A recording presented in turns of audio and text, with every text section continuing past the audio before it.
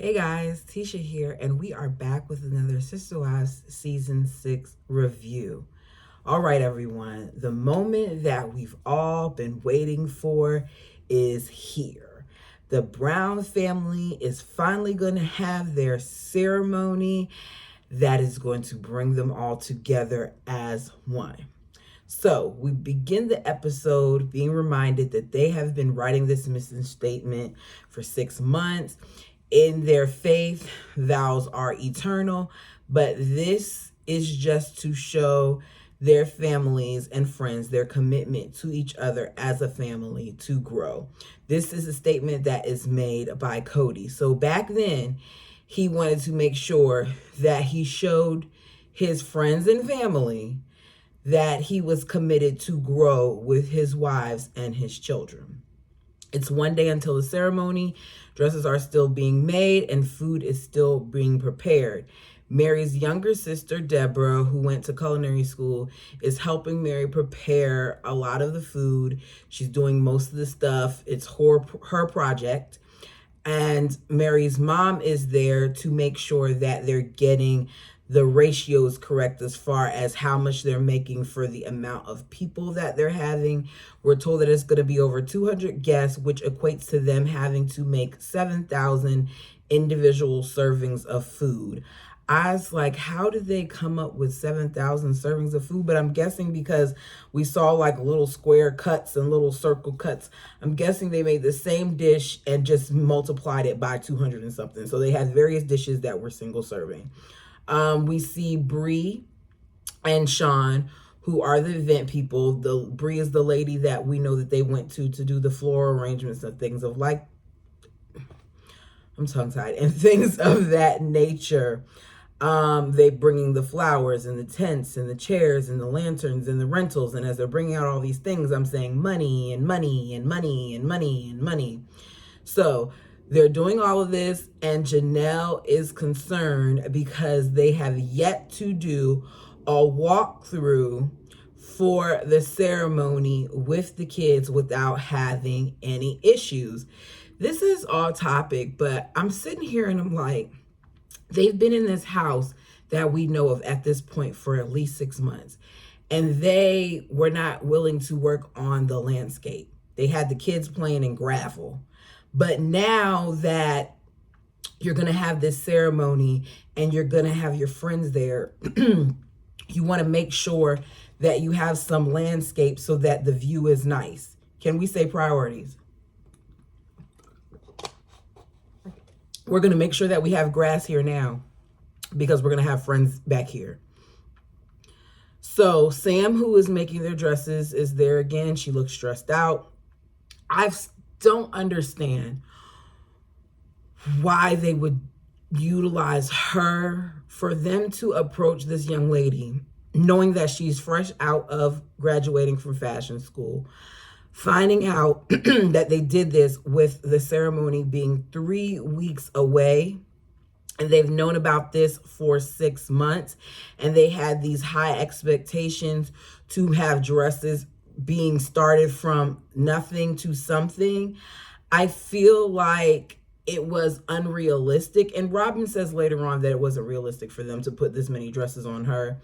But I'm sitting here thinking shame on them because I think they took advantage of the situation, because I doubt that Sam was charging them what would have been charged had they had gone to a dressmaker with more experience. So Sam's mom, Althea, comes over to help Sam with the dresses. She offers suggestions to be made as far as what she sees, like adding elastic in the waist to pull it in some and taking off some of Christine's dress because it looks, larger and things of that nature. And they get to work. At this point, it is 26 hours until the ceremony, and they're setting things up outside. Sam says that she's not going to be able to do Mary's dress, so we find out that Mary has to go and find one.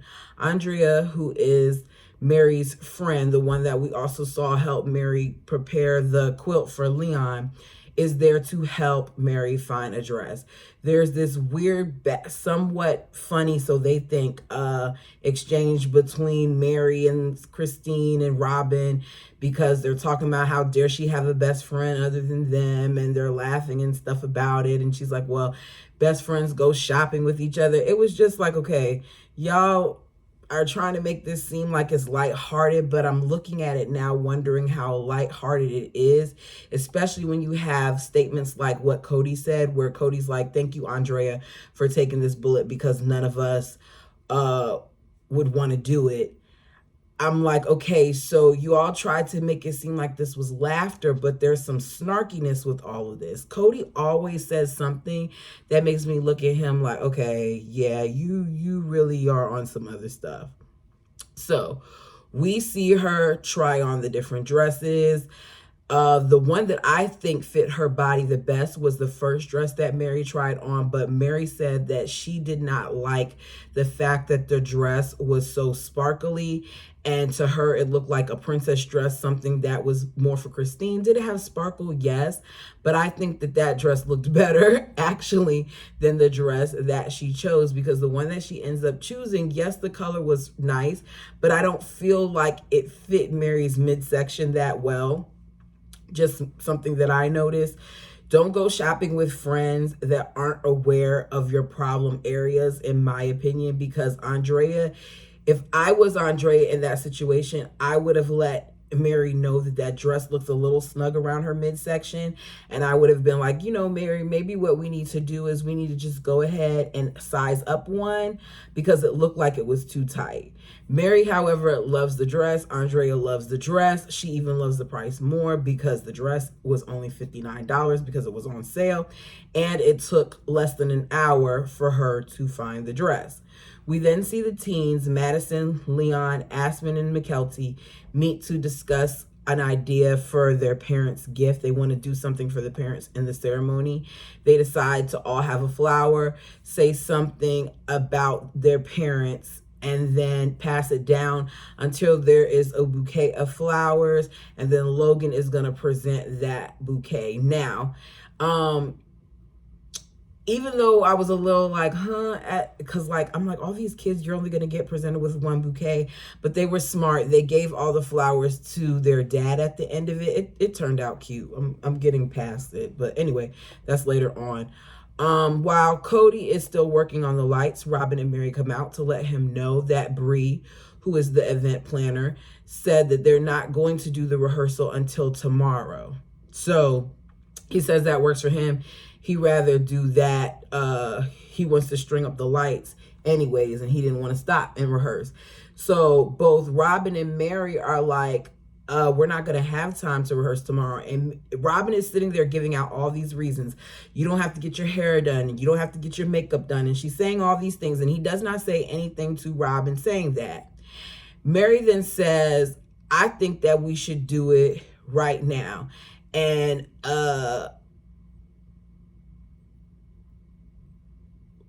Mary says, I think we should do it right now.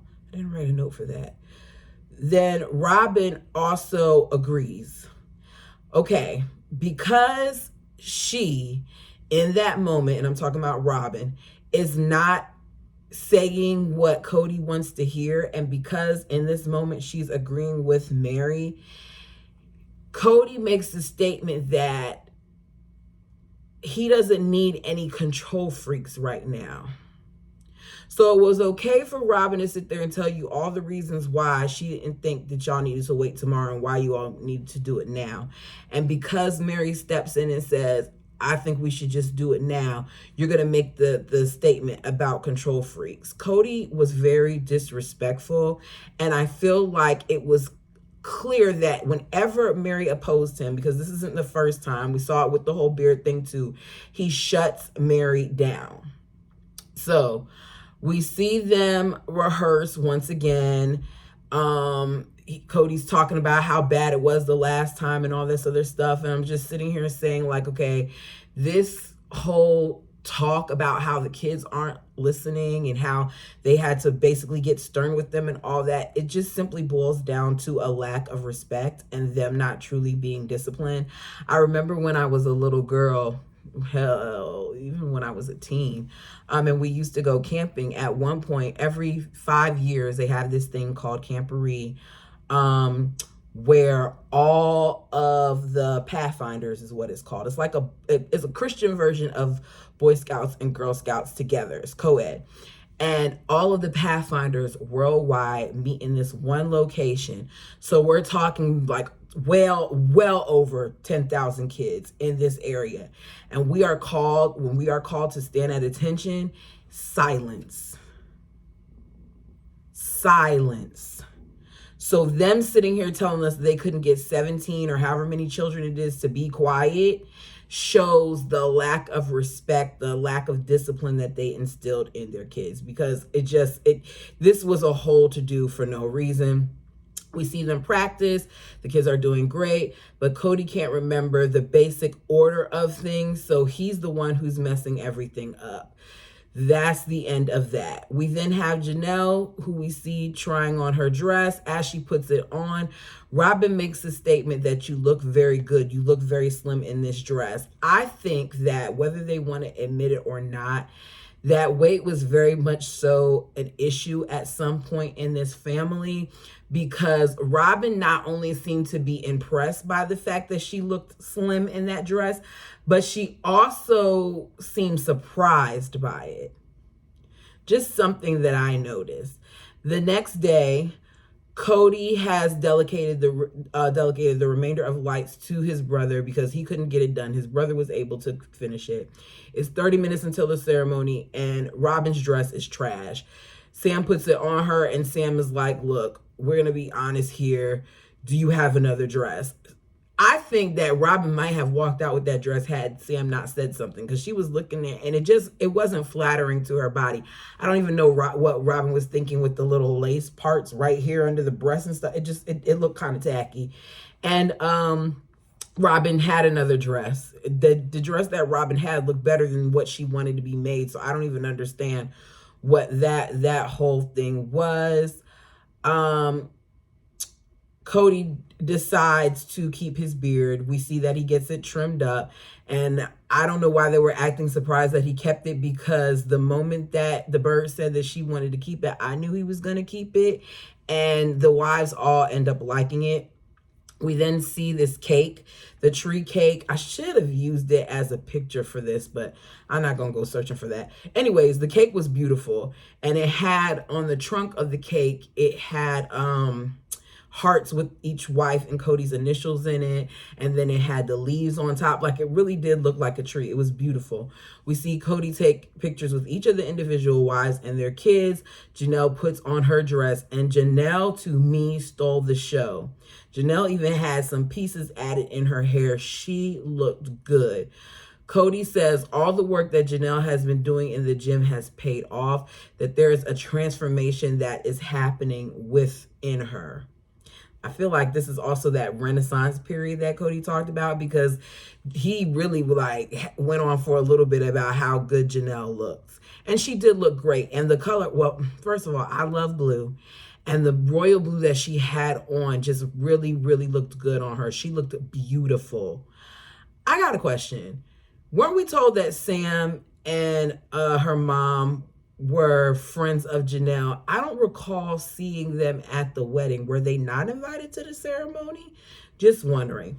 So we then see Cody get frustrated while they're taking pictures. They're trying to gather the entire family for this photo op that is going to be in front of Christine's house. He's talking about how he's getting frustrated because his blood sugar is shot and he's about to have meltdown. He keeps saying, look at the lens like this. Look at the lens. Look down the camera. Look at the camera lens. And he makes everything more complicated than it has to be.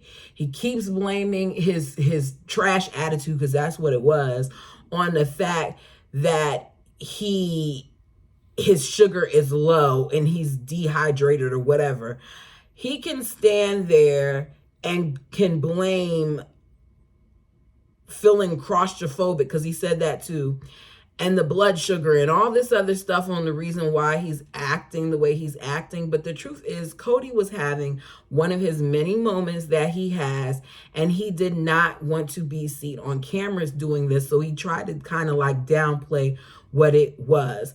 He says, I've been taking pictures for 2 hours. Everyone else has been taking them for 15 minutes. That's what he says while he's standing in between Mary and I believe it was Christine on the other side of him. The bird swoops in to his rescue. She flies down and she says, you were having some type of dehydration meltdown. I can see it. And this is the type of BS that I'm talking about when it comes to Robin. A dehydration meltdown. There was nothing other than the fact that he was irritated after taking so many pictures as to why he was acting that way. Call it what it is, but we know that the bird doesn't do that. The bird is there to coddle the bald eagle and to make sure that the bald eagle and his ego are good. That's not what the bird is there for. And this is the type of thing that the bald eagle likes for the bird to do. So Mary says it was weird how he was starting to act and react because it was just pictures and she just felt like, okay, it's not that deep. He then goes from being this jerk that we saw him being when they were going to take pictures to saying how beautiful everybody looks. And he's walking up to each child, telling them how beautiful they are, how beautiful they are. Saying this like, I just stood there and I just realized how beautiful they were. Did you not see them before you took the picture as a family? Like, didn't you see them when you took individual pictures? Now you want to sit here and walk down the line and say that they're so beautiful. I feel like Cody was putting on a show in that moment, and he was trying to redeem himself for the way he acted, as he said 5 minutes prior, because nothing happened in between him taking the pictures and them lining up. We didn't see anybody bring him water. We didn't see him eat any type of food. We just saw him be out of that situation. The family then walks in for the ceremony. The boys all have matching suits where the girls have every color of the rainbow. I wish that there would have been a little bit more cohesiveness. If you were going to have all the boys wear the same thing, then maybe you should have had the girls wear complementary colors. But you know, that's just me. This family they're never on the same page as far as I'm concerned. Cody then talks to the crowd about their mission statement. They read it. Each wife takes a different part, and as the bird reads her part, she gets stumbled over her words, and then she begins to cry. I think that she wasn't as choked up as she tried to make it seem, but you know, she's gonna put on her act because that's what Cody likes. Cody lets us know that Robin is very emotional and she wears her heart on her sleeve, which is interesting because I always thought that Christine was emotional, from what people like Janelle told us. But I think that Robin took over that place, and for some reason it was okay for Robin to do it, but Cody got irritated when the other wives did it. Just my observation. You all let me know down below what you think. He says that he doesn't think that when he married each one of these women that they knew the importance that their relationships would be with each other at that time. And I'm like, okay, is this something that's not passed down to them? Because I would think that they would understand that their sister wives are supposed to be important to them. I haven't even been brought up in polygamy, and I know that your sister wife matters. These are women, 3 of them, who have been raised in polygamy. One of them who at this point has been a part of polygamy for at least, 17 years, 18 years, and you're sitting here saying that you don't think that they realize how important the wives would be to them. Yes, they did. They knew it. Come on now.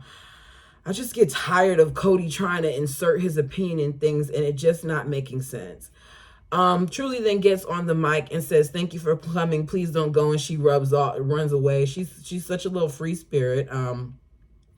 To me, she's old enough to know not to be running all over the place, but that's just my thoughts. We're going to leave it alone. She's outside having a good time. The boys and Cody then plant the tree. Cody struggles a little bit to get the covering off of the soil. They got it off, and Robin's like, I'm kind of glad that they struggled a little bit because it was a struggle for us to plant our roots.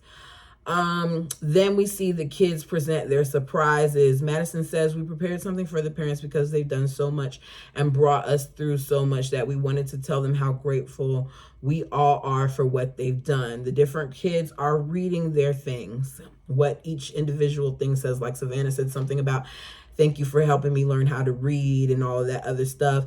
And then we get to Brianna. Brianna reads her thing, and Robin nudges Cody and says, that's you. Now, you guys tell me what you think. So, Brianna said, our parents work hard for all the things that they give us, and they give us lots of love. Now, the whole Robin nudging Cody and saying, that's you. Now, she could be talking about how she was thankful for, you know, what the parents did as a whole. She could have been saying that, okay, what am I trying to say here?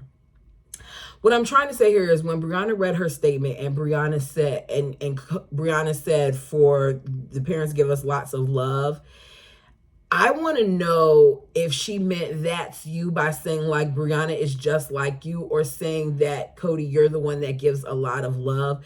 Because a lot of times I just feel like Robin is trying to erase their biological father out of their minds. Because why are you nudging him and saying that's you when all these other statements have been read by the children and you didn't do that? You waited for this one child to make this one statement. I don't know. I'm just watching Robin, and maybe I'm wrong, but if you get a chance, look at the clip and tell me what you think, because I just feel like this is yet another example of Robin kind of manipulating her way into things. All of the moms are crying with the exception of Janelle, because Janelle normally tends to be the stoic one. It's a beautiful moment. Everyone eats. And then we see them dancing to the live band, and Cody dances with each one of his wives. Christine is talking about how, you know, this whole thing reminds her about how she's going to have to be a better wife and stop making everything so personal and stop to be jealous and just fight for her family. This once again goes with them being taught that they need to work inwardly about their issues. They continue with this whole dialogue about how they're going to be constructive and work on things for the rest of their lives. And Cody is talking about how this will continue to be a fight and we're going to do what we have to do to be better. And he's saying all the right things. But the problem is with what he's saying, he seems to be more focused to me on them being connected as sister wives instead of on his individual relationships with his wives, along with their connection as sister wives. Cody's focus was never on what it needed to be, which was his dynamic with his wives. You all, please like the video if you have not already. Let me know, you know, what you thought about this episode. If there was any part of it that I did not mention and you want to talk about it, feel free to write it down in the comments. We are on the road to 1,000. I have officially reached the halfway mark. I'm excited, you guys. And I appreciate each and every one of you. I've said it before and I'm going to continue to say it. There are so many people out there on YouTube that you do not have to watch me. Yet some of you all keep coming back, and I look forward to seeing your names in the chat and things of that nature. And I kind of feel like we're building our own little family over here. So thank you, thank you, thank you for your time. Let me know what you thought. And until next time.